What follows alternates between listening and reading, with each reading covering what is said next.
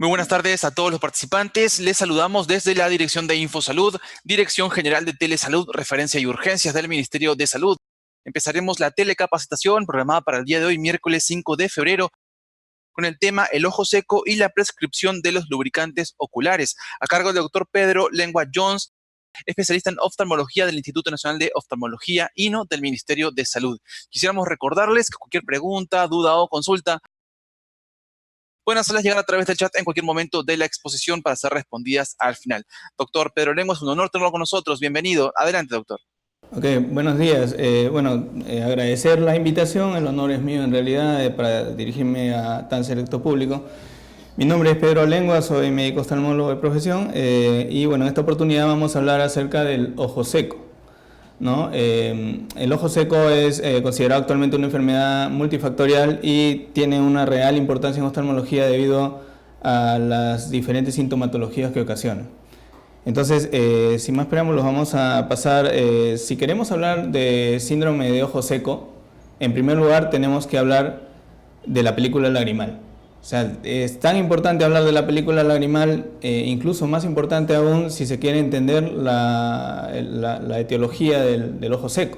Si queremos hablar entonces de ojo seco, hay que estudiar y analizar y saber y comprender que existe todo el tiempo en nuestra superficie ocular un film lagrimal o una película lagrimal que es lo suficientemente delgada como para mantener la lubricación constante y dar una frecuencia de parpadeo a cada persona. Esta película lagrimal tiene ciertas importancias, ¿no? Tiene una importancia que radica básicamente en que proporciona una superficie ocular lisa, elimina desechos, protege nuestra superficie ocular. Es importante porque transmite el oxígeno medioambiental hacia la córnea. Nuestra córnea se oxigena a través del oxígeno medioambiental y este oxígeno pasa o atraviesa la película lagrimal. Por eso que es importante también en el uso de lentes de contacto, ¿no? Hay que tenerlo en cuenta. Inhibe el crecimiento de microorganismos, mantiene una composición de electrolitos constante en la superficie ocular. O sea, hay que tener en cuenta también que la película lagrimal no solamente agua, ¿no? Tiene una serie de microelementos como sodio, potasio, ¿no? Que son básicamente los mismos microelementos que tenemos nosotros en nuestra sangre, ¿no? En el suero. Y también sirve para la película lagrimal, también alisa las irregularidades de la superficie corneal y sirve para modular la función de las células epiteliales corneales y conjuntivales. Si no tuviéramos la película lagrimal constantemente, el epitelio corneal sufriría una desecación y una lesión. Entonces, esta película lagrimal está compuesta, como ven acá en la figura, está compuesta por tres capas, ¿no? Está compuesta por tres capas. La primera es la capa lipídica, que es la que se encuentra en la parte superior, de color amarillo. La segunda es la más grande, que es la capa acuosa, de color celeste en la figura. Y la tercera es la capa mucosa, que está de color verde en la parte inferior de la figura, ¿no? Entonces, cada una tiene un origen, o sea, cada una se origina de una parte específica de algún órgano situado en la superficie ocular. Entonces, comencemos con la capa lipídica. La capa lipídica es una microcapa, en realidad mide aproximadamente 0.1 micras. Como su nombre le indica, está formada por lípidos polares y no polares. Son producidos básicamente por las glándulas de meiomio. Se han encontrado en la composición de estos lípidos ésteres de cera, ésteres de colesterol, fosfolípidos, triglicéridos, ácidos grasos libres, esteroles libres. Básicamente su inervación es parasimpática y es ayudada también por otras glándulas, como las glándulas de Seyssel a completar el fin de la capa lipídica, y contribuye con las propiedades ópticas y evitar la desecación de la capa acuosa, que es la siguiente capa. En este sentido, retrasa la velocidad de la evaporación en 4 veces. O sea, si no tuviéramos la capa lipídica, la lágrima se evaporaría rápidamente. La segunda capa es la capa acuosa, que está en color celeste, es la más grande de todas las capas, mide 8 micras. Bueno, su tamaño es pequeño, pero es la más grande de todas las tres capas. Está compuesta por un 99% de agua y un 1% de sales inorgánicas. También tiene en su composición proteínas, globulinas, albúmina, lisozima, y hay un contenido también de glucosa, urea y mucopolisacáridos. Su función básicamente óptica, ¿no? Si no tuviéramos la capa acuosa como debe ser, pues definitivamente vamos a tener una visión borrosa. Y esto es importante porque algunas veces tenemos nosotros la visión borrosa y lo primero que pensamos, lo primero que se nos viene a la cabeza es medirnos la vista. Entonces hay que tener cuidado con eso porque la medida de la vista deriva de una evaluación previa oftalmológica, ¿no? Si no tenemos esa evaluación previa y nadie nos ha dicho que esta película lagrimal está alterada, podemos seguir viendo borroso a pesar de que nos midan la vista en 3 o 20 sitios diferentes. La capa acuosa también mantiene la composición constante de los electrolitos y es considerado un film antibacteriano y tiene una importante función porque alisa irregularidades de la superficie corneal. También elimina los desechos y permite el paso de células blancas. Este dibujo, la capa acuosa está formada básicamente por dos tipos de glándulas, la glándula lagrimal principal y las glándulas accesorias, que son las de Krauss y Wolfram, que están acá encerradas en los círculos. Son pequeñas glándulas que están localizadas, las de Krauss en el fornix, en el fondo del saco superior, donde está el círculo más grande, más superior, y las de Wolfram están en todo el borde superior del tarso, en la parte interna, en la conjuntiva tarsal. Estas son las glándulas de Krauss y Wolfram, tienen una importancia significativa en la producción de lágrima. Recordemos que todo el tiempo tenemos lágrima, no es necesario llorar para tener lágrima. Algunas veces asociamos que solamente tenemos lágrima cuando estamos llorando, ¿no? La formación de lágrima y de la capa acuosa y de todas las capas es constante. Todo el tiempo tenemos nosotros nuestro film lagrimal en condiciones óptimas como para poder soportar las condiciones medioambientales. Y la última capa es la capa mucosa. La capa mucosa se secreta básicamente por las células caliciformes de la conjuntiva, que son productoras de moco. Se producen más o menos 2 a 3 microlitros por día y recubre los micropliegues o irregularidades que se encuentran en la superficie epitelial en la córnea. Tiene una función básicamente de adherencia y convierte el epitelio corneal de hidrófobo a hidrófilo.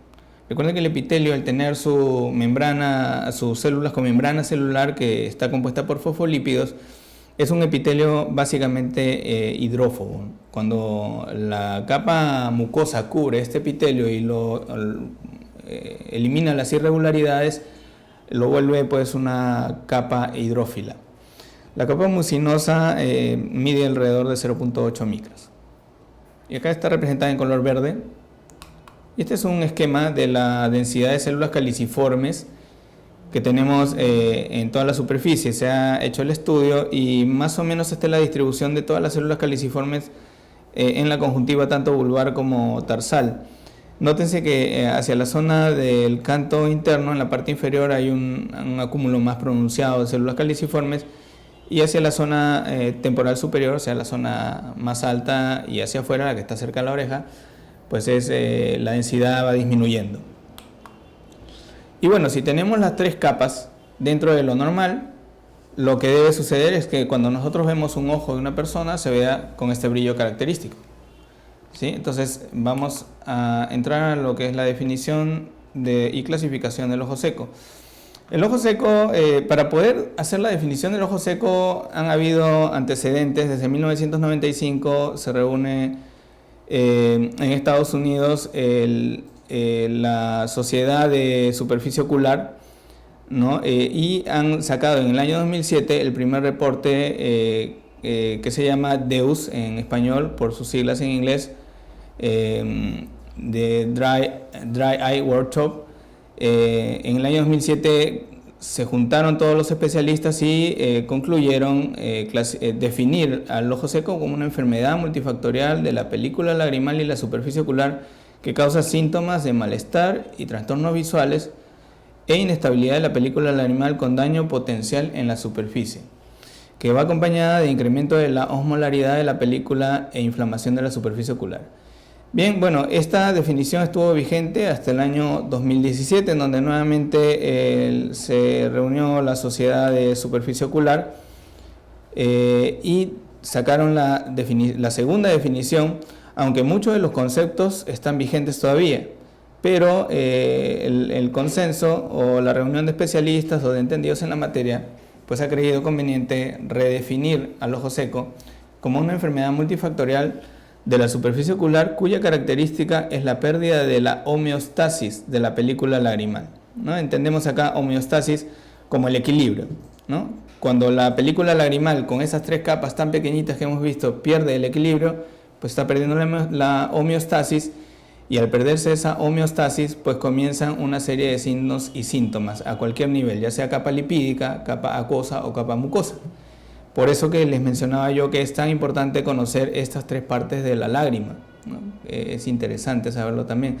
Y bueno, sigue la definición en donde la inestabilidad e hiperosmolaridad de la película lagrimal y la inflamación y daño de la superficie ocular y las anomalías neurosensoriales juegan roles importantes. Ya vamos a ver por qué también tenemos que ver acá anomalías neurosensoriales que no estaban en la definición anterior. Bueno, y este es un esquema que he sacado del mismo Deus 2, por eso está en inglés, las disculpas del caso por el tema del idioma, pero básicamente lo que intenta es definir el ojo seco como causalidad hasta en tres formas de causalidad según el Deus 2. El anterior, la versión anterior que como les mencionaba en el 2007 solamente mencionaba la deficiencia acuosa y la deficiencia evaporativa. Pero actualmente el Deus 2 menciona también la deficiencia iatrogénica y vamos a ver a qué se debe esto. La deficiencia acuosa puede estar asociada al síndrome de Sjögren, que es ampliamente conocido, o no estar asociada al síndrome de Sjögren. El síndrome de Sjögren, como ustedes sabrán, es un síndrome caracterizado por resequedad de mucosas, básicamente mucosa ocular y mucosa oral, y que tiene mucha asociación con enfermedades reumatológicas o autoinmunes. Entonces el síndrome de Sjögren puede ser primario o puede ser secundario. Entonces si la deficiencia acuosa está asociada al síndrome de Sjögren, pues definitivamente hay que dar tratamiento ya sea primario o secundario. Pues ese es el primer punto de la clasificación. El segundo punto de la clasificación es no asociado al síndrome de Sjögren. Y aquí están inmiscuidas todas las alteraciones de la película lagrimal que no tengan que ver con autoinmunidad o con enfermedades reumatológicas de fondo. Por ejemplo, deficiencia lagrimal o agenesia de glándulas lagrimales, obstrucciones de ductos lagrimales, como por ejemplo en quemaduras por químicos, por álcalis, en pénfigo, en síndrome de Steven-Johnson, en donde se obstruyen los conductillos que llevan la lágrima desde la glándula principal o accesorias hacia la superficie ocular. También alteraciones reflejas de la película lagrimal, por eso mencionábamos el tema neurosensorial, y el uso de drogas o medicamentos, digamos, tanto tópicos como sistémicos, de manera crónica. Esa es la parte de deficiencia acuosa. La parte evaporativa se ha clasificado en dos partes, en la parte intrínseca y extrínseca. Dentro de la parte intrínseca tenemos deficiencia de las glándulas de meibomio, una alteración de las glándulas de meibomio que son las encargadas de producir la capa lipídica. Desórdenes de la apertura del párpado, pacientes que tienen problemas de tiroides o disfunción tiroidea, en donde tienen una proptosis marcada, tienen alteraciones de la apertura palpebral, baja tasa de parpadeo debido al uso de nuevas tecnologías como son los celulares o las tablets o las máquinas para ver videos o algún otro tipo de elemento electrónico.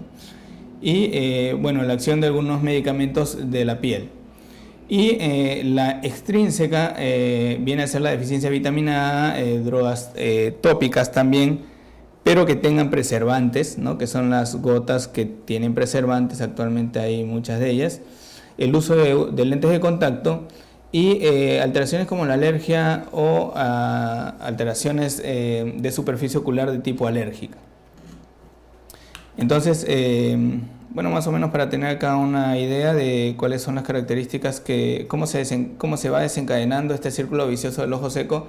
Y tenemos en primer lugar a la glándula lagrimal en este lado, ¿no? Que es la productora de grasa. Cuando la glándula lagrimal no tiene una buena producción de agua, de lágrima, pues hay un bajo flujo de película lagrimal, aumenta la osmolaridad, hay una inestabilidad de la película lagrimal, se activan factores de inflamación, ¿no? Como interleuquina, factor de necrosis tumoral.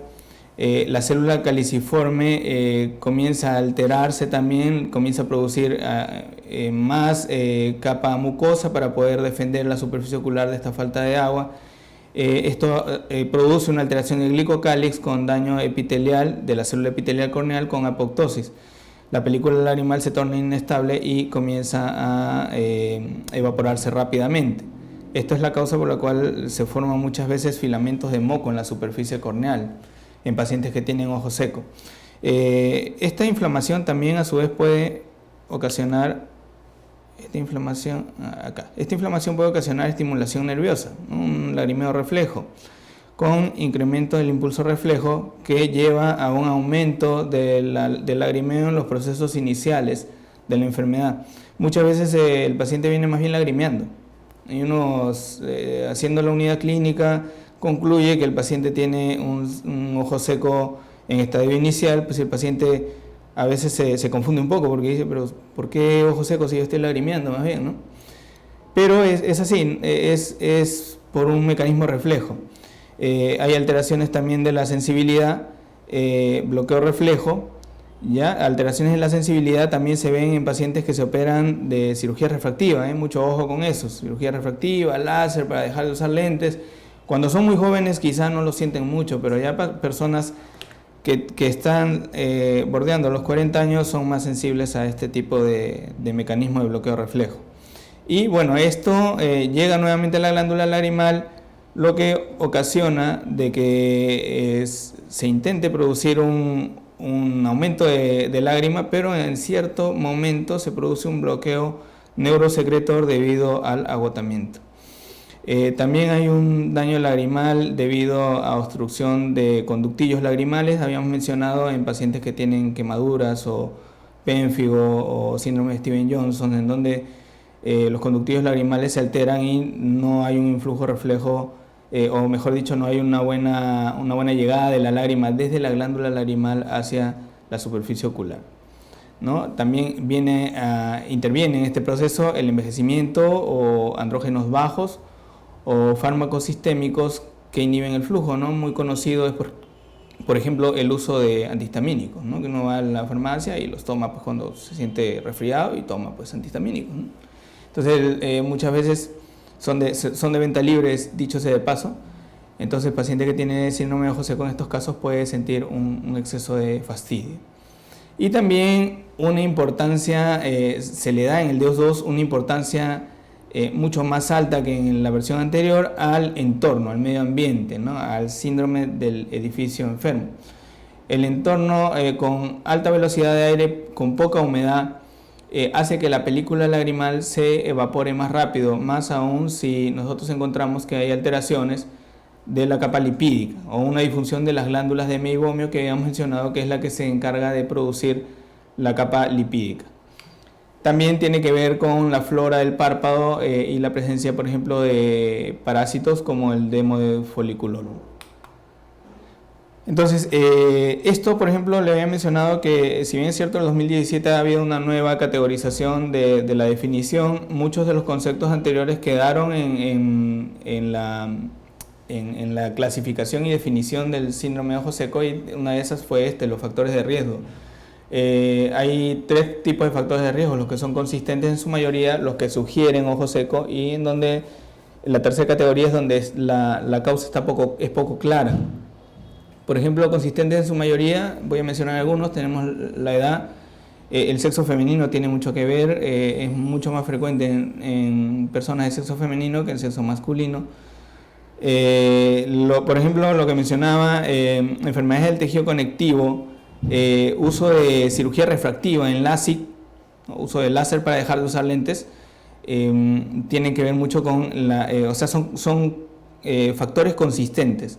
Deficiencia de vitamina A también, alteraciones del epitelio, infección por hepatitis C y deficiencia de andrógenos han sido demostrados también. También la baja ingesta de ácidos grasos como omega 3 y omega 6. Cuando es sugerente, pues se menciona en el consenso que los pacientes de origen asiático tendrían que ser considerados como sugerentes de ojo seco, ¿no? Medicamentos como antidepresivos inhibidores selectivos de la recaptura de la serotonina, algunos diuréticos, algunas infecciones como el VIH o el HTLV1, ambientes con baja humedad y algunas enfermedades como sarcoidosis o disfunción ovárica. Y donde está poco claro y tiene que ver más bien con el medio ambiente es en pacientes que pues, viven con smog, en tabaquismo, ¿no? Hábito de tabaquismo. También se consideró en pacientes hispanos, pero en realidad no está muy clara por eso que lo ponen acá poco claro en factor de riesgo. Anticolinérgicos como ansiolíticos, antipsicóticos, alcohol, menopausia, acné. La inyección de toxina botulínica también tiene que ver, gota, anticonceptivos orales y embarazo. Bueno, y la tercera causa habíamos visto la causa alteración de la capa acuosa, alteración de la capa lipídica, y la otra era el ojo seco por origen iatrogénico. Acá podemos mencionar que el origen iatrogénico incluye todas aquellas en donde no está englobado la alteración acuosa o la alteración de glándulas de mebomio o lipídica, como por ejemplo la inducida por drogas, por medicamentos, ¿no? Que ya sean sistémicos o tópicos, el uso de lentes de contacto, sobre todo en edades muy tempranas. Hay niños que usan a veces cosméticos o lentes de contacto para no usar lentes de montura. Cirugías oftalmológicas a la cabeza, la cirugía refractiva, ¿sí? Queratoplastia penetrantes o trasplantes de córnea, ya sean totales o lamelares. La cirugía de catarata, muchas veces llegan los pacientes operados de catarata, uno le evalúa, la catarata está perfecta, el lente intraocular está en su lugar, no hay ningún problema, pero el paciente, bueno, el médico dice, pues la operación ha sido todo un éxito, señora, y la señora dice, no, yo he salido mal, doctor, ¿por qué? Porque siento arenilla en el ojo. Entonces la cirugía de catarata es una de las causas muy comunes de sensación de resequedad. Y bueno, depende de la técnica también que se utilice, puede haber más o menos sensación de resequedad. Cirugía de párpados y cirugías conjuntivales de glaucoma, cirugías vitreoretinales, estrabismo y colocación de anillos intraestromales o segmentos intraestromales. En estas otras cirugías, nótese que en la gran mayoría tienen compromiso de la conjuntiva o de la córnea, ¿no? Para hacer una cirugía, cirugía conjuntiva como pterigen, por ejemplo, se manipula la conjuntiva.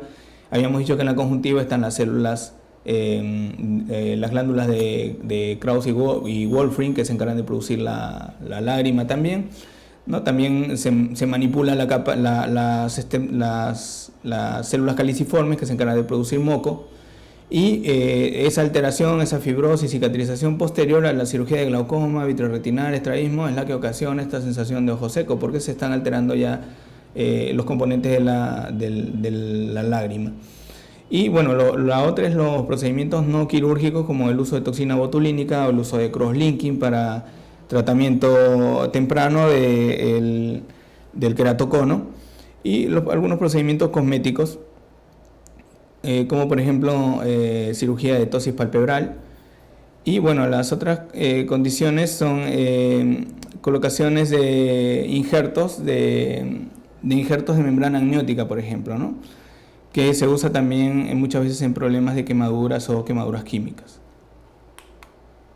Y bueno, esta es la parte iatrogénica. Esa imagen es harto conocida por nosotros. Más de uno de nosotros la hemos hecho por la noche cuando apagamos las luces y nos suena el celular y prendemos el celular y nos ponemos a chatear hacia oscuras, ¿no? Entonces, esto también es harto conocido. A nuestros hijitos le damos el celular para que estén más tranquilitos ahora, ¿no? Antes nos mandaban a pelar alberjas, ahora nos mandan con el celular, ¿no?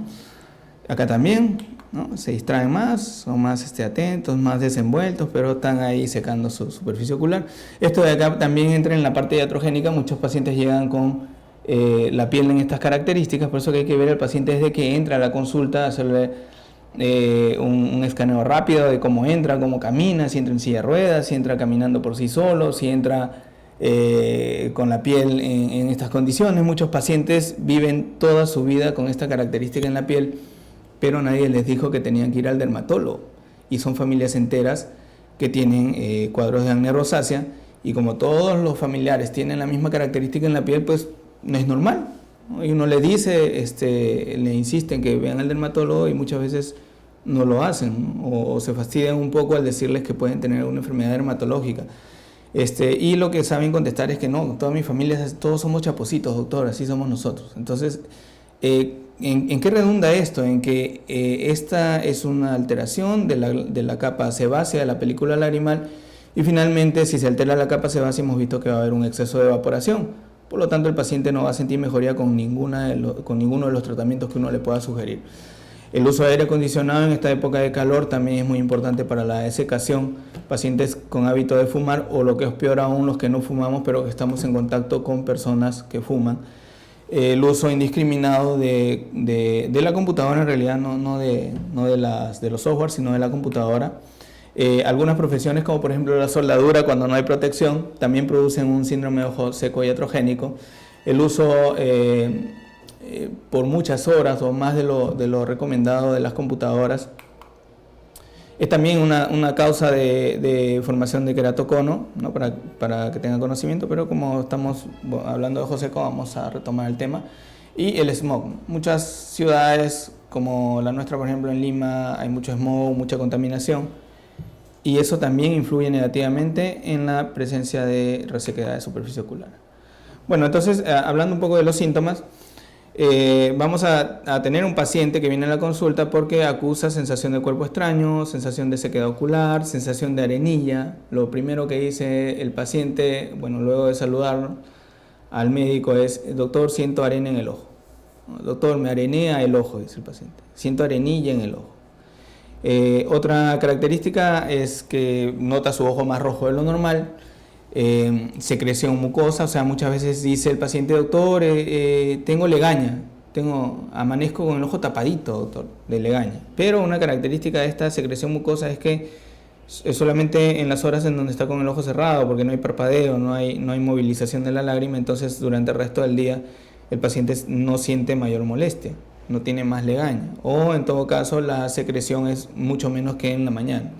Lagrimeo excesivo, lo que menciona, a veces el paciente refiere que tiene más bien lagrimeo excesivo, y cuando uno le dice, ¿sabe qué? Tiene ojo seco, el paciente pues un poco que se pone un poco preocupado, porque dice, pues, ¿cómo voy a tener ojo seco si más bien me está lagrimeando el ojo? Pero este ojo seco con lágrima es por una secreción refleja. Al no haber una buena película lagrimal, se estimulan los factores reflejos de la formación de la lágrima, y comienza el paciente a sentir más bien que tiene un lagrimeo que no chorrea o no escapa de la cuenca lagrimal. Es una de las características. Sienten que tiene el ojo todo el día mojado o húmedo, pero que no escapa de la cuenca, no chorrea la lágrima. También hay características como fotofobia, visión fluctuante o borrosa, pacientes que por ejemplo parpadean y ven muy bien y luego de unas horas comienzan a ver borroso nuevamente, o de algunos minutos algunos de ellos. Y también es importante en pacientes que conducen de noche, sobre todo, porque están conduciendo, parpadean y ven las luces de los autos con halos o con algunos círculos de luz alrededor, o luces alrededor de la luz principal de los autos, ¿no? Y les molesta mucho el manejar. Bueno, el diagnóstico, como en toda enfermedad, en todo síndrome, prima la historia clínica, ¿no? Nosotros tenemos que saber llegar al paciente, saber que viene con una preocupación, un problema, y tratar de darle al paciente la seguridad de que estamos atentos a que todo lo que nos va a decir pues va a ser pues acopiado en la historia clínica para el tratamiento adecuado del paciente, ¿no? Muchas veces llegan ya con algunos exámenes y lo primero que le entregan a uno es el examen. Doctor, me dice esto en otro lugar. Pues no, primero hay que tomarnos el tiempo para conversar, como le decía, a ver cómo llega el paciente, si llega caminando, si llega ayudado de alguien, si es niño, cómo llega, si puede caminar por sí solo, si abre bien los ojos, si es adulto, si abre bien los ojos, si lagrimea, si al ponerlo en la lámpara de hendidura, por ejemplo, no puede abrir el ojo y uno tiene que ayudarle. Esas son características que deben estar anotadas en la historia clínica, el antecedente familiar, como por ejemplo en el del rosáceo, en la figura de arriba, o si cuando uno le da la mano al paciente para saludarlo, nos damos cuenta que tiene este tipo de deformidad, como en la artritis reumatoide, por ejemplo, ¿no? Que progresa a tales estadios cuando no hay un buen tratamiento o no hay un seguimiento. Entonces, si yo le doy la mano al paciente para saludarlo y me doy cuenta de que su mano tiene esta característica, pues yo debo estar pensando ya en un síndrome de ojo seco por deficiencia acuosa debido a un síndrome de Sjögren, según la clasificación que habíamos mencionado. ¿no? Entonces hay cuestionarios de signos y síntomas como el test de OSI o el mismo test de Deus-2 que se encargan de reunir en una hoja todos los síntomas y le dan una gradación.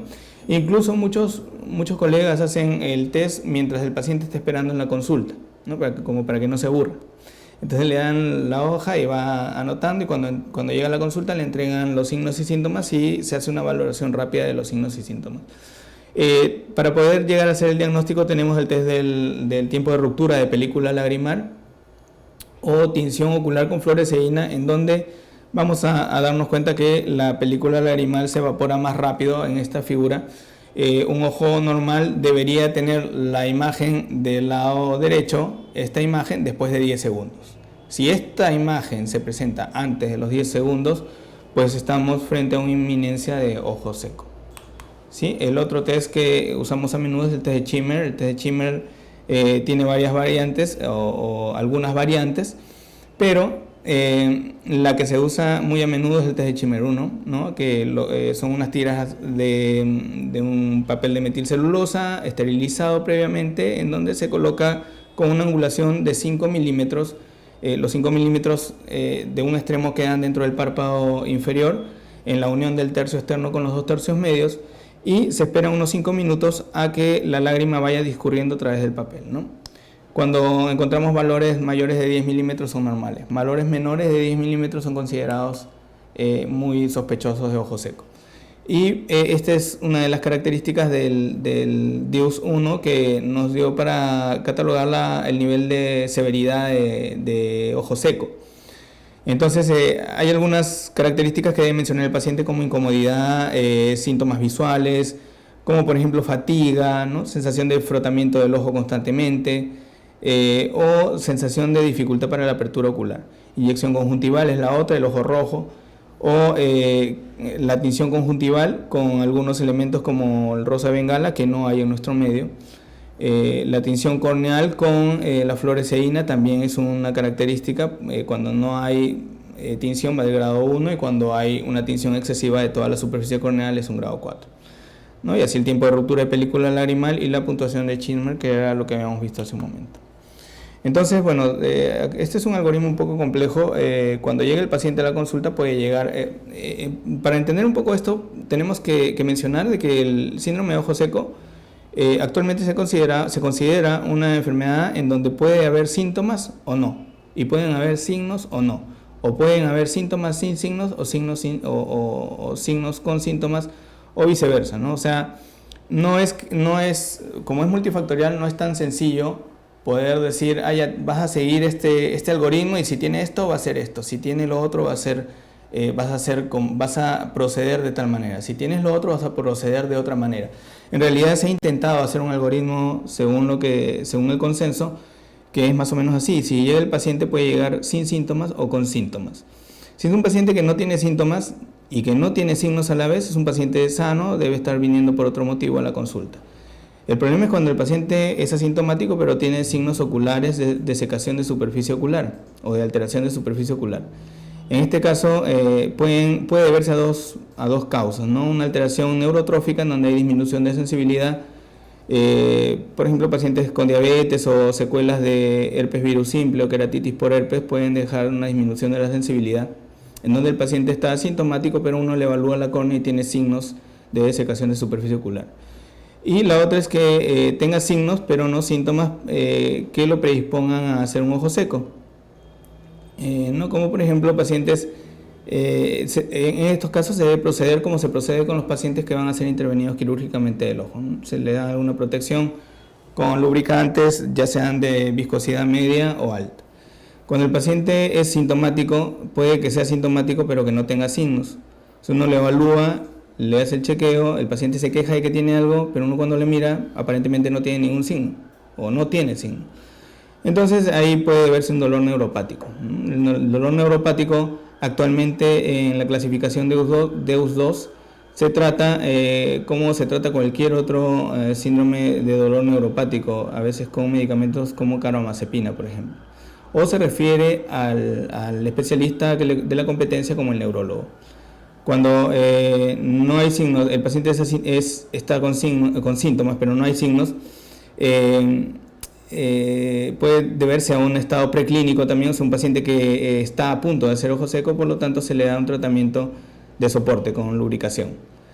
Si este paciente que no tiene signos pasa a tener los signos, o sea, ya se vuelve un paciente sintomático pero que tiene signos, pasa a la segunda categoría, que es un paciente que tiene síntomas y signos de alteración de la superficie ocular.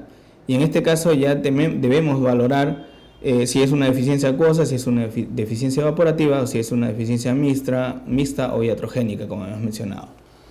Y el manejo de estas tres categorías va a ser finalmente para restablecer el equilibrio de la película lagrimal. Y bueno, esto es lo mismo, ¿no? Viene el paciente, analizamos los factores de riesgo, hacemos los test diagnósticos o la evaluación diagnóstica y bueno, concluimos o que puede ser una evaporación de la capa lipídica, una evaporación de la capa acuosa o una alteración mixta, ¿no? Entonces, con respecto al tratamiento, y acá en esta gráfica hay 4 pasos que hay que seguir luego de que uno se fija si es más evaporativa o alteración de la película lagrimal, que son estos de acá, ¿no? Cuando tenemos, ¿cómo vamos a hacer el tratamiento? En el nivel 1, o sea, no son niveles de atención, sino que son los pasos que vamos a hacer para ir manejando el ojo seco, de acuerdo a severidad.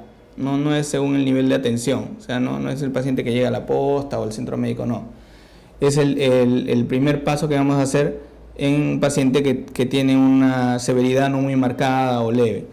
¿Qué vamos a hacer con el paciente? Le vamos a dar educación y modificar los factores medioambientales, no usar tablets, no usar computadoras muy a menudo, sobre todo si son niños, ¿no? Muchas veces los padres, el papá o la mamá, sin que se dé cuenta el niño, no dice, doctor, dígale por favor que no use el tablet, ¿no? O dígale que no use el celular. Entonces, yo creo que hay que ponernos un poquito más fuertes nosotros como padres en ese sentido y decirle que por su bien no tenemos que estar inmiscuyendo al médico en esas decisiones. Pero sí es importante cambiar los hábitos, las costumbres y los factores medioambientales. Eliminar medicaciones sistémicas lesivas. En el caso de pacientes que usan crónicamente gotas para glaucoma, por ejemplo, va a ser imposible dejar de usar esas gotas, pero sí hay actualmente gotas que no tienen preservantes, que son para el uso crónico y que pueden ayudarse los pacientes de esto. Sustitutos de lágrimas artificiales o geles o ungüentos que sean más bien acuosos y no muy viscosos, porque como son de libre venta, uno va a la farmacia y le venden cualquier cosa. O sea, no es que las lágrimas sean malas, sino que cada una tiene su indicación. Y la terapia de párpados, ¿no? Que muchas veces el paciente no las toma muy en cuenta, y esta es la parte más importante del tratamiento en el nivel 1 de la atención de la severidad. La terapia de párpados no es otra cosa que la limpieza de párpados, exprimir la glándula lagrimal, de meibomio para que salga el exceso de grasa y se pueda hacer una higiene adecuada. Si estas características o cambiando estas características en el paciente no hay mejoría, se pasa al nivel 2, en donde ya podemos incluir antiinflamatorios, tetraciclinas para mejorar la meibomitis, tapones de punto lagrimal temporales, algunos secretagogos que no son de venta libre actualmente, y algunos elementos como gafas con cámaras de humedad. Si estas medidas no logran mejorar la característica del paciente, se pasa ya al nivel 3 de atención, en donde ya uno puede usar suero autólogo, ¿no? Que muchos pacientes lo conocen como el suero de la sangre, ¿no? O las gotas de la sangre, perdón, las gotas de la sangre. Es un preparado que se hace con la misma sangre del paciente, se centrifuga la sangre del paciente y el plasma se mezcla con lágrimas sin preservantes y se le da al paciente, lógicamente con ciertos cuidados para que el paciente no vaya a contaminar, porque son de fácil contaminación. El uso de lentes de contacto, ya sean blandos o esclerales, también ayuda a mantener la humedad de la superficie ocular. Y acá ya se toma en cuenta la oclusión puntal del punto lagrimal permanente, ¿no? El punto lagrimal. Y si cambiamos estas características o le damos estos tratamientos, si no hay mejoría, ya se pasa al nivel 4 de atención, en donde ya los tratamientos son básicamente quirúrgicos. Se añaden antiinflamatorios ya sistémicos por vía oral, algunos inmunosupresores también vía oral, y se suelen hacer cirugía para no perder el globo ocular. Muchas veces se hacen tarsorrafias o se le cierra el párpado quirúrgicamente por un tiempo al paciente hasta que se note una mejoría visual, en donde ya se podría aperturar el párpado nuevamente. También lo que se puede hacer es trasplante de glándulas salivales o colocación de membrana amniótica, como lo habíamos mencionado anteriormente. Entonces, acá solo para tener una idea de lo que es la oclusión del punto lagrimal, acá vemos el punto lagrimal no es la glándula lagrimal, por si acaso estos puntos lagrimales son los que están cerca de la nariz y la glándula lagrimal habíamos visto que está en la parte de arriba del ojo, ¿no?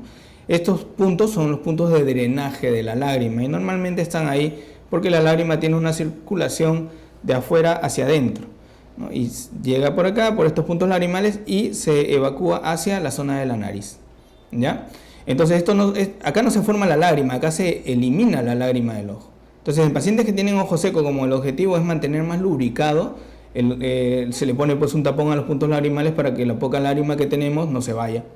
Entonces se le puede poner permanentemente, ya sea cauterizando, como en esta figura, acá le están quemando el punto lagrimal para que no se vaya nunca más la lágrima por el punto lagrimal, puede ser uno o los dos puntos.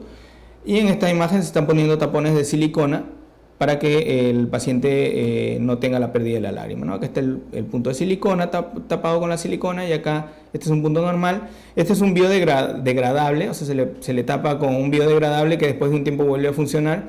Y estos dos negros son dos artefactos de color negro que están tapando permanentemente el punto lagrimal, ¿no? Bueno, eso era rápidamente lo que es la enfermedad llamada ojo seco.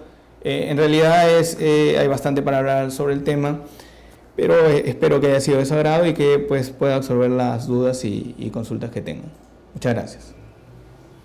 Muchísimas gracias y felicitaciones, doctor Pedro Lengua Jones, especialista en oftalmología del Instituto Nacional de Oftalmología INO del Ministerio de Salud, por esta excelente presentación. Agradecemos a todos los participantes. Si tienen alguna duda o consulta, pueden enviarlas entonces a través del chat para que el doctor Lengua pueda entonces responderla. Doctor, nos han enviado algunas preguntas en el chat, vamos a pasar entonces a preguntarlas.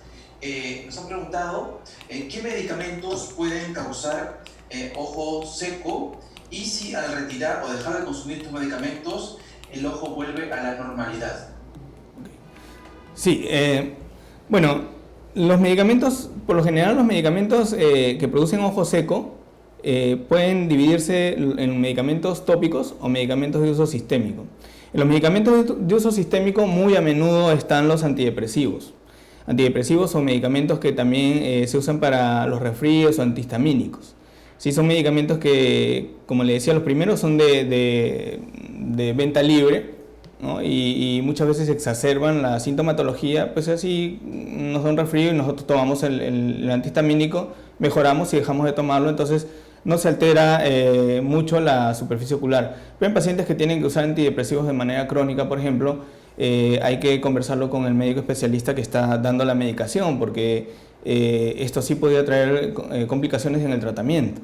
Los tópicos básicamente están relacionados a todas las enfermedades que requieran uso crónico de gotas. A la cabeza está el glaucoma. El glaucoma es una enfermedad que actualmente está siendo muy bien controlada con muchos preparados en gotas, pero el principal problema de estas gotas es que tienen preservante, ¿no? Es un problema que es inherente al uso de la gota, pero existen medicamentos actualmente que no tienen preservantes o que no tienen esta característica de tener preservante, por lo tanto disminuye un tanto la molestia, ¿no? Al pasar del paso 2 al paso 3, por ejemplo, en donde en el paso 2 habíamos mencionado que se pueden usar ya lágrimas o sustitutos lagrimales, si no surten efecto, podemos pasar al paso 3, en donde ya se sugiere el uso de lágrimas o gotas sin preservantes. Entonces, una forma de tratar a pacientes que tienen ojo seco y que están teniendo problemas con medicamentos por resequedad de superficie ocular es cambiar el tipo de gota a una gota que no tenga preservante, por ejemplo, ¿no? Definitivamente no se le puede retirar la gota, o en casos muy severos hemos visto también que las cirugías pueden ocasionar problemas de tipo resequedad ocular. Habría que pensar muy bien en la posibilidad de operar a un paciente que incluso no siente mejoría usando las gotas sin preservantes. Muchísimas gracias, doctor Lengua, importantísimo. Nos han preguntado, ¿en las mujeres el ojo seco también se produce por cambios hormonales? Sí, definitivamente también es frecuente en las mujeres, es mucho más frecuente incluso en las mujeres que en los varones, y esto se ve incrementado sobre todo en la perimenopausia, ¿no? Cuando hay alteraciones hormonales propias de la edad, se dan a notar mucho, o se van a manifestar mucho más la sintomatología de ojo seco.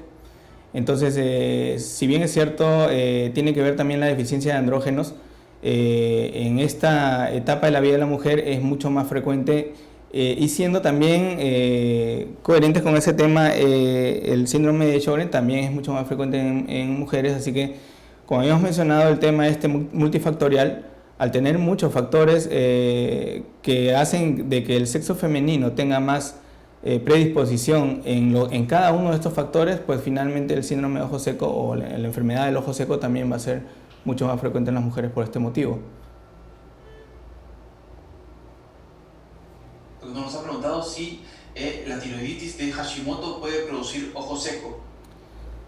Bueno, muchas enfermedades autoinmunes pueden producir ojo seco, debido a que al alterarse la inmunidad del paciente por sí, pues los pacientes van a tener alteraciones inmunes también de las glándulas que producen la lágrima. A la cabeza está descrita la enfermedad reumatológica, y a la cabeza de las enfermedades reumatológicas la artritis reumatoide. La tiroiditis de Hashimoto, al ser una enfermedad autoinmune, también tiene cierta predisposición a hacer ojo seco, pero no lo es con frecuencia. En todo caso, si nos viene un paciente que tenga como antecedente tiroiditis de Hashimoto, habría que hacer la correlación clínica entre los síntomas que está presentando el paciente o los signos que le estamos encontrando al momento de hacer la evaluación. Pero el paciente que tiene síndrome de ojo seco es un paciente que tiene alteraciones autoinmunes a la cabeza, artritis reumatoide o enfermedades reumatológicas seronegativas también, ¿no? Importantísimo, doctor. Bueno, nos han preguntado cuáles son los principales factores que producen el ojo seco y cuál sería la prevención. Sí, bueno, es muy importante porque los factores los hemos mencionado anteriormente, pero los factores intrínsecos lamentablemente no los podemos modificar, pero sí los podemos atenuar o les podemos dar un tratamiento de fondo. Si tratamos el síndrome de Sjögren con el especialista adecuado, si tratamos la artritis o el lupus o la psoriasis con el especialista adecuado, si tratamos la rosácea con el especialista en piel, pues definitivamente vamos a modificar ciertas características de la enfermedad, pero la enfermedad, recordemos que son enfermedades que están con el paciente y que no podemos eliminarlas. Lo que sí podemos modificar es el factor medioambiental, comenzando sobre todo por el tema del medio ambiente del mismo párpado. O sea, les había mencionado que es muy importante en el paso 1 del tratamiento hacer hincapié en la higiene del párpado. Muchos de los pacientes no hacen caso omiso al tema de la limpieza del párpado, pero esto tiene una importancia elevada en el tratamiento. Entonces, si estamos haciendo la higiene del párpado, estamos favoreciendo las condiciones para que se restablezca el equilibrio. Recuerden que este es un equilibrio, para que se restablezca el equilibrio en la película lagrimal y no haya una evaporación excesiva. Lo otro es lo que habíamos mencionado en cuanto a la causa evaporativa de tipo iatrogénico. El ojo seco iatrogénico está a nuestro alcance, podemos modificarlo, que son básicamente factores del medio ambiente. Si estamos usando excesivamente la computadora, pues disminuir, ponernos filtros o ponerle un filtro a la pantalla, o por ejemplo hay personas que ven 2 o 3 películas de Netflix seguido al mismo tiempo desde un celular a 30 centímetros, pues definitivamente la tecnología no se hizo para eso, ¿no? A veces dice, ¿y cómo en el cine no hace daño? Porque el cine uno no lo ve a 30 centímetros, la pantalla del cine está mucho más lejos. Entonces, esas son cositas del día a día que han venido a modificar nuestra vida, y que al modificar nuestro estilo de vida también está creando alteraciones de la película lagrimal que anteriormente no estaban contempladas. El uso de aire acondicionado, el uso de calefacción. Ahora el aumento del poder adquisitivo hizo que muchas personas tengan cosas que antes no teníamos, como por ejemplo aire acondicionado en ciertas oficinas o calefacciones, ¿no? Una calefacción es fácil de conseguir. Entonces, en época de invierno uno compra un calefactor y está todo el día con el calefactor porque hace frío y la película lagrimal se deseca, y esto obliga al paciente a acudir al médico oftalmólogo por tener ciertos síntomas. Doctor, muchísimas gracias. Doctor, nos preguntan si se puede usar lubricantes de forma preventiva. Sí, bueno, era uno de los pasos, era uno de los temas del paso número 2. Los lubricantes se utilizan a partir del paso 2. Sugerimos lubricantes cuando estamos pensando en una inminencia de ojo seco. Un paciente que viene con síntomas, pero que no le vemos signo alguno, pero que tiene toda la sintomatología, podemos comenzar a usar lágrimas, sobre todo las más diluidas, las que son que van a sustituir la capa acuosa, ¿no? Como es el alcohol polivinílico, por ejemplo, ¿no? Que es un alcohol pero que es una lágrima natural. Eso se puede usar. Pero ya meternos en el tema este de qué tipo de lágrima, si es más viscosa, si es una, si es otra, si es con o sin preservante, es competencia del especialista. Otra cosa, muchos de los síntomas se parecen mucho a la conjuntivitis. Entonces, muchos pacientes llegan a la consulta habiendo recibido la tan popular gentamicina, ¿no? Porque han tenido secreción, han tenido el ojo rojo, les picaba el ojo. Entonces se comenzaron a echar gentamicina porque fueron y alguien les dijo que se pongan gentamicina, pero no es el tratamiento, siguen igual. Entonces, la recomendación ahí es que acudan al primer nivel de atención, ahí sí, al nivel de atención más básico, y que de acuerdo a todas las características de las que se han hablado, se pueda derivar ya con un diagnóstico de sospecha de ojo seco. Claro, en este caso pueden usar las características del paso 1 de atención, de paso 1 de tratamiento, pero agregándole una lágrima diluida como es el alcohol polivinílico. Muy importante, doctor, muchísimas gracias. Mire, nos han preguntado con respecto a el paciente, las lágrimas artificiales tanto en niños como en adultos, si son las mismas lágrimas las que se utilizan. Bueno, es una buena pregunta porque actualmente se han incrementado hasta un 40% las consultas por temas de evaporación de película lagrimal en niños. Y eso se está dando por el tema del tablet, el celular y la computadora, ¿no? Que antes no era de fácil acceso, ahora sí. Entonces vienen los niños con una característica fundamental que es el parpadeo frecuente. O sea, viene la mamá o el papá, doctor, mi niño está que parpadea, abre y cierra los ojos a cada rato. Y efectivamente pues el niño está que abre y cierra los ojos, pero no se despega el celular, entonces, en este caso lo que se prefiere es usar lágrimas que no tengan preservantes. Ahí sí se puede comenzar con una lágrima sin preservante, porque recordemos que el preservante en pequeños, lejos de ayudar, puede estimular más la irritación o la alteración de la evaporación de la película lagrimal. Y ahí una parte muy importante del tratamiento es retirar todo tipo de dispositivo electrónico en el niño, ¿sí? Para mejorar la característica de la lágrima. Se prefieren lágrimas que no tengan preservantes, pero no porque sea una lágrima que tenga una composición diferente, simplemente es porque no tiene preservante. La lágrima es la misma que puede usar un adulto con preservante. Muchas gracias, doctor. Bien, en la atención primaria se puede indicar entonces lágrimas artificiales en el caso de sospecha de un paciente con ojo seco. Y la otra pregunta es en el caso de que cuándo se haría la referencia al oftalmólogo. Claro, sí, en atención primaria se puede usar lágrimas artificiales definitivamente. Si tenemos la sospecha de que es un ojo seco, sí, sin descuidar de cambiar las características del entorno, del borde del párpado, como es la higiene de párpado que habíamos mencionado, o la presión con paños tibios de las glándulas de meiomio. Recuerden que en ojo seco no todo es agua, no todo es lágrima. Sí es una parte importante, pero no debemos descuidar la parte del entorno de borde de párpado y de glándulas sebáceas. Lo otro es evitar usar corticoides en el primer nivel de atención, ¿sí? A veces tenemos ahí las famosas jotas combinadas que son buenas para todo, entre comillas, y como el paciente tiene alguna molestia, ya le damos eso, pues. Pero no, el uso de corticoides es un uso que debe manejarse con mucho cuidado, debe manejarse con pinzas. Hay muchas complicaciones por el uso de corticoides. Entonces, cuando nosotros debemos de esperar al paciente en un nivel de atención más alto, cuando en el nivel previo se ha agotado todo lo referente a este nivel de atención y no se ha logrado calmar la sintomatología o la signología en el paciente. Por ejemplo, nivel primario de atención, el paciente llega con sensación de cuerpo extraño, sensación de arenilla, ardor. Le damos el tratamiento que es para limpieza de párpados, presionamos las glándulas, nos ponemos los paños tibios por las noches, le damos las lágrimas y el paciente viene 2, 3 citas más, 4 citas y sigue igual. Entonces, en ese caso ya es una indicación para hacer la referencia, ¿no? Y el nivel superior de atención debe recibirlo para seguir el tratamiento. Y si ha pasado ya a segundo o tercer nivel de atención y no hay mejoría, pues ya derivará al especialista si es que lo hubiera en el nivel de atención. Importantísimo, doctor. Nos preguntaron, ¿qué tipo de lágrimas podemos utilizar entonces en el nivel primario? En el nivel primario se pueden usar lágrimas, en realidad todas las lágrimas que uno puede usar en el nivel primario de atención son lágrimas que tengan preservantes, y dentro de las que tienen preservantes pueden usarse las lágrimas que son más diluidas, como el alcohol polivinílico, por ejemplo, o lágrimas que sean derivados de la hidroxipropilmetilcelulosa o de la carmelosa, que son lágrimas que se obtienen de la pared celular de vegetales, lógicamente liofilizados y preparados químicamente. Importantísimo, doctor, muchísimas gracias. Me preguntan si es normal que pueda haber hinchazón de párpados por el uso continuo de lágrimas artificiales.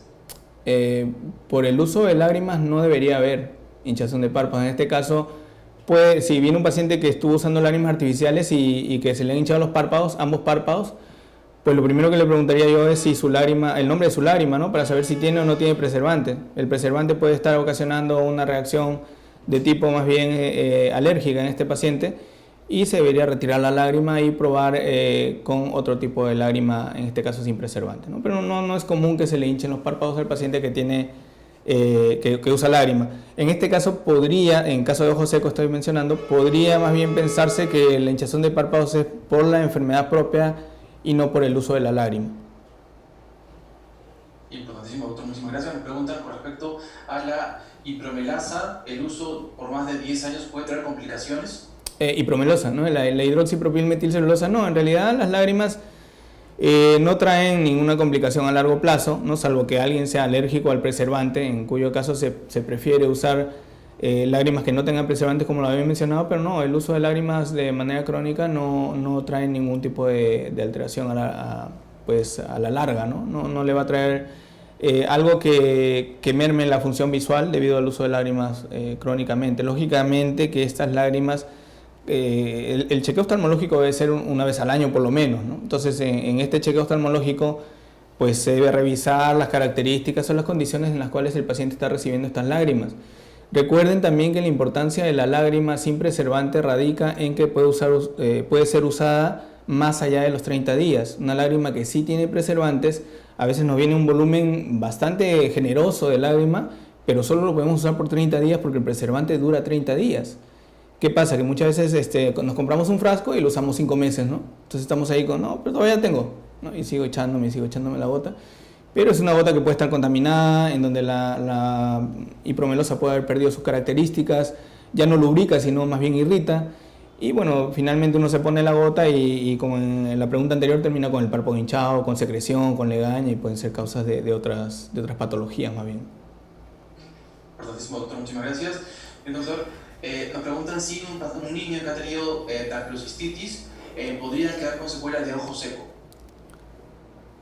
Un niño que ha tenido dacrocistitis en realidad no necesariamente, ¿no? El paciente que tiene dacrocistitis es un paciente que tiene obstrucción de vía lagrimal, y el problema con esa obstrucción de la vía lagrimal, que es la última diapositiva, la penúltima que vimos, es que más bien hace que el ojo esté más tiempo con lágrima en la superficie. Finalmente en la dacrocistitis la obstrucción de la vía lagrimal está a otro nivel, está a nivel más inferior del saco lagrimal. En cambio, como hemos visto en el tratamiento de ojo seco, lo que hacemos es taponar los puntos lagrimales en la superficie. ¿Para qué? Para que la lágrima que está en la superficie del ojo no se meta al saco lagrimal y lo contamine. Entonces son patologías diferentes. El paciente que ha tenido dacrocistitis finalmente debe ser tratado ya sea de la dacrocistitis o de la obstrucción de la vía lagrimal baja, pero no tiene una predisposición a hacer ojo seco a la larga, ¿no? El doctor nos pregunta entonces, en el caso del síndrome de Sjögren, ¿qué sería lo recomendable? El síndrome de Sjögren, lo recomendable es darle tratamiento de base, visitar al reumatólogo, conversar a veces con el reumatólogo o el dermatólogo, o hacer fichas de referencia para estos pacientes es muy importante, porque muchas veces viene el paciente: doctor, siento arenilla en el ojo, me arde, aumentó mi frecuencia de parpadeo porque no puedo estar con los ojos abiertos, me molesta la luz. Es un paciente que tiene toda la sintomatología clásica de ojo seco. Uno le mira la superficie ocular, tiene evaporación de la película lagrimal. Entonces es un paciente que puede ser catalogado como un síndrome de ojo seco o un ojo seco como enfermedad, pero lo primero que tenemos que hacer ahí es derivarlo al reumatólogo para descartar la posibilidad autoinmune o el síndrome de Sjögren.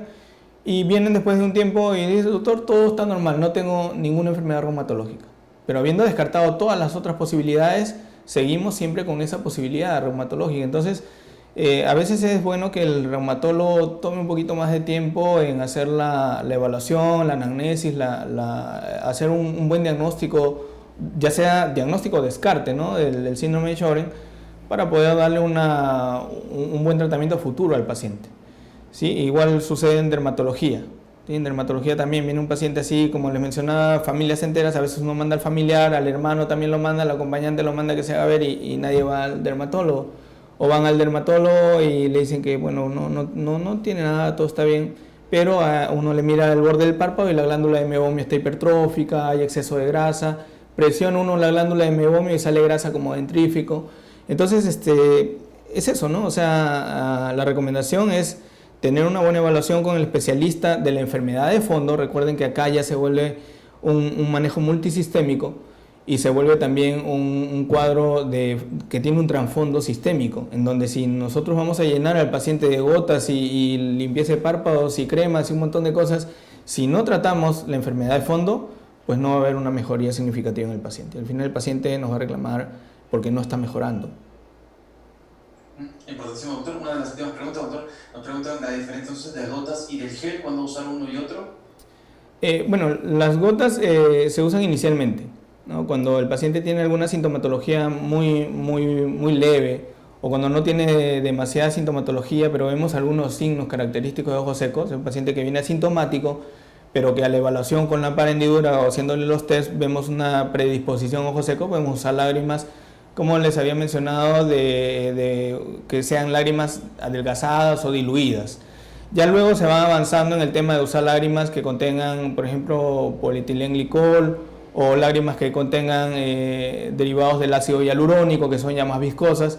Y finalmente en pacientes que ya tienen síntomas demasiado marcados, fotofobia, dificultad para aperturar los párpados, ardor, irritación, ya se pueden usar geles incluso más de 3 veces al día, ¿no? A veces se pone hasta para dormir el gel del paciente, ¿no? Entonces es más o menos la escala o la gradación en la que uno debe ir usando las lágrimas. Siempre los síntomas más altos, la sintomatología más alta, más dura, debe ser tratada con geles lubricantes para mantener la lubricación por más tiempo. Importantísimo, muchísimas gracias, doctor. Pedro Lengua Jones, especialista en oftalmología, Instituto Nacional de Oftalmología. ¿Algunas recomendaciones finales dirigidas principalmente al primer nivel de atención, doctor? Sí, bueno, agradecer nuevamente por la paciencia, el tiempo que me han brindado. Lo que puedo recomendar es que siempre la evaluación oftalmológica pues es un acto médico, ¿no? O sea, lo primero que hay que hacer es visitar al nivel primera de atención cuando tengamos sintomatología oftalmológica.